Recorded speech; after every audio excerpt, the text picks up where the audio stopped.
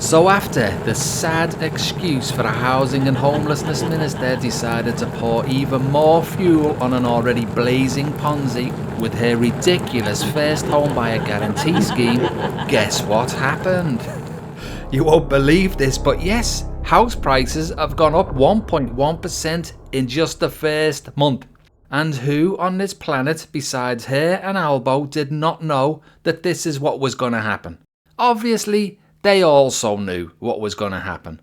They knew that adding more demand to an out-of-control housing market would push up house prices because literally every single person in Australia told them that's what was going to happen, except for the Treasury, it seems. They said in some shadowy secret document that the first home buyer guarantee scheme would only push up prices 0.6% over 6 years. And here we are, after 1 month, up 1.1%. 1 in 10 homes were purchased in October through this scheme.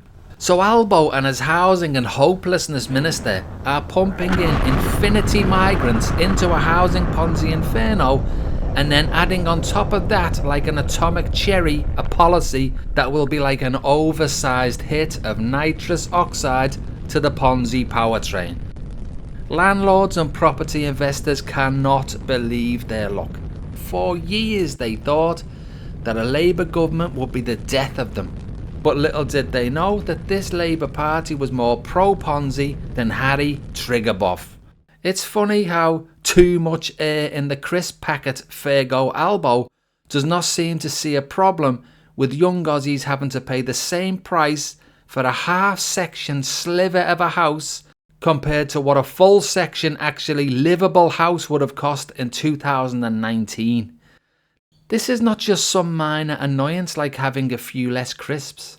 This is a life-changing disaster that is only getting worse by the day. Pre-COVID, in most cities in Australia, most workers could afford your average house. Now you have shop assistants and delivery drivers who bought pre-COVID like they should, living comfortably in full-size sections. Living right next door to senior engineers and medical staff who had to fight desperately at an auction and pump up the price to ridiculous levels just to have half a section house next to the full section house. And think about where the shop assistants and delivery drivers are going to live now. The people who didn't buy before 2019. What are they going to do? This is not just something that has just happened for no reason. Albo and Claire O'Neil caused it. If they had not opened the borders to anybody with a pulse, then there would still be enough houses to go around, but not anymore. To any young Australians or renters out there, this government is using your hard-earned tax money to guarantee the 5% loans of millionaires' children and brand new permanent residents. And they think that you will just sit back and accept this fate. They have kicked you in the teeth now once too many times, if you ask me. And it's no wonder that the mental health of young people is absolutely so damaged right now. But Albo doesn't care. He will just keep doing what he's doing and doing it and doing it and doing it because he knows that the Liberal Party are not a real opposition right now and there is absolutely no threat to his leadership.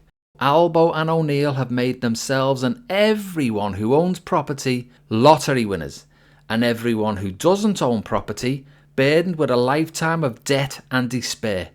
They did that, and they did that on purpose, guys. They have stolen the light from so many young people's eyes, and it's depressing to see. There used to be a reason to study hard and try and get promoted at work, but now there is no point. If you don't have rich parents, your life is fixed in position, just like it was in the English medieval feudal system, where you had the king and you had landowning lords and you'd have peasants. It would be wonderful if a brand new party was formed to fight this corruption. But even if that doesn't happen, guys, One Nation is a party that can and will push back against the corrupt traitors that are the Uni Party. If you are a young Australian or a renter, besides leaving the country, now let's face it, that is not easy, the only way to fight back against this abuse And they can deny it all they want, but this is mental abuse that young Australians and renters are being put through right now, is to vote en masse against the corrupt establishment. If ever there was a need for a mass rejection of the uni party, it is now. So good luck, Australians. If you agree with this message, please share it and maybe even like and subscribe. And I'll see you on the next one. Cheers for that.